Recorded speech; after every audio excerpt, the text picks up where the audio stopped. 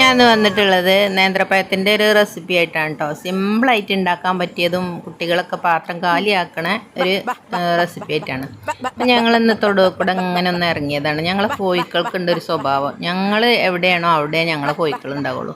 ഞാൻ അടുക്കളയിൽ പണിയെടുക്കുകയാണെങ്കിൽ അടുക്കളൻ്റെ ആ ഭാഗത്ത് വർക്കേരിൻ്റെ ആ ഭാഗത്ത് നിന്ന് പോകൂല. അവിടെ ഇങ്ങനെ നിന്ന് എന്തെങ്കിലും ഇട്ട് കൊടുക്കണത് നോക്കിക്കും. ചില സമയത്ത് ഒന്നും കൊടുക്കൂല കേട്ടോ.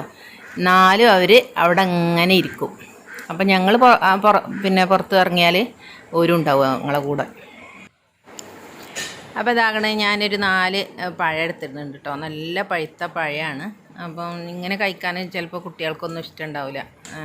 ഇങ്ങനെ തൊലി കഴിച്ച് അവ പുഴുങ്ങി കൊടുത്താലും ചില കുട്ടികൾക്ക് പറ്റില്ല. അപ്പം ഈ ഒരു പഴം ഇങ്ങനെ ഈ രീതിയിൽ ചെയ്യുകയാണെങ്കിൽ ഉണ്ടല്ലോ, അവർ പാത്രം കാലിയാക്കി തരും.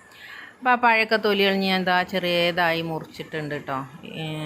4 കീറാക്കിയിട്ട് മുറിച്ചെടുത്ത്. ഇനി ഞാൻ ഒരു കട്ടിയുള്ളൊരു ചീനച്ചട്ടി അടുപ്പിൽ വെക്കുന്നു. അതിലേക്ക് മിൽമൻ്റെ നെയ്യാണ് ഒഴിച്ചു കൊടുത്തത്. വെറും മിൽമൻ്റെ നെയ്യാണെങ്കിൽ കുട്ടികൾക്ക് അത്ര ആ ഒരു ചുവ പറ്റൂല. അപ്പോൾ കുറച്ച് വെളിച്ചെണ്ണയും ചേർത്ത് കൊടുത്തിട്ടുണ്ട്. ഇനി ഞാൻ ചെറിയ ഉള്ളി ചെറിയതായി മുറിച്ചിട്ട് അതിട്ടിട്ടൊന്ന് തൂമിച്ചെടുക്കണം കേട്ടോ. അപ്പോൾ നല്ലോണം ഒന്ന് മൂപ്പിച്ചിട്ട് ഈ ഉള്ളി ഒന്ന് ഇങ്ങോട്ട് മാറ്റി വെക്കുക. എന്നിട്ട് ആ നെയ്യിലേക്കാണ് ഞാൻ ഒരു പഴം ഇട്ട് കൊടുക്കുന്നത്.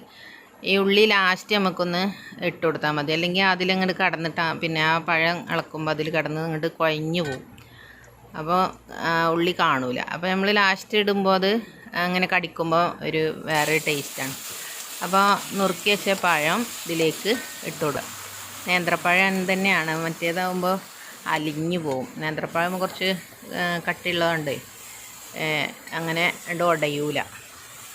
എന്നാലും കുറച്ച് കുടയും ചെയ്യും വെന്ത് കഴിയുമ്പോൾ. അപ്പോൾ അത് നല്ലോണം ഒന്ന് ഇതിലിട്ടിട്ടൊന്ന് വേവിച്ചെടുക്കുക.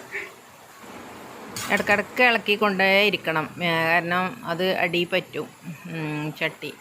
അപ്പോൾ അതിലേക്ക് ഞാനൊരു മുറി തേങ്ങ ചിരണ്ടിയതും കൂടി ഇട്ട് കൊടുക്കുന്നുണ്ട്. അതും നന്നായിട്ട് ഇളക്കി യോജിപ്പിച്ചെടുക്കുക.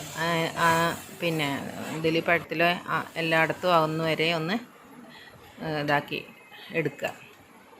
അപ്പോൾ നമ്മളെ പഴവും തേങ്ങയൊക്കെ നന്നായിട്ട് ഇതായിട്ടുണ്ട്. അപ്പോൾ അതിലേക്ക് ഒരല്പം പഞ്ചസാര ഇട്ട് കൊടുക്കുന്നുണ്ട്. കുട്ടികൾക്ക് കൊടുക്കുമ്പോൾ പഞ്ചസാര ഇട്ട് കൊടുത്താൽ അവർക്ക് ഭയങ്കര ഇഷ്ടമാണ്. ഞാൻ അതിൽ നിന്ന് കുറച്ച് മാറ്റി വെച്ചിട്ടുണ്ട്. ഞങ്ങൾക്ക് കഴിക്കാൻ പഞ്ചസാര വേണ്ട, നല്ല മധുരം തന്നെയാണ്. അപ്പോൾ അവർക്ക് എന്തായാലും ഞാൻ അങ്ങനെ ഉണ്ടാക്കി കൊടുത്ത പോലെ എന്തായാലും അതിൻ്റെ മുകളിലൂടെ കുറച്ച് പഞ്ചസാര വിതറും. അപ്പോൾ ഞാൻ നദിക്കന്നെ ഇടാൻ കരുതി അങ്ങനെ ഇട്ട്. അപ്പോൾ മധുരമൊക്കെ അതിൽ നല്ലോണം കുഴഞ്ഞിട്ടുണ്ട്.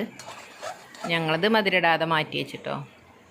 അപ്പോൾ ഇനി ഒരു പാത്രത്തിലേക്ക് വിളമ്പിയ സ്പൂൺ ഇട്ട് കോരി കഴിക്കാൻ എന്ത് രസമാണെന്നറിയാം.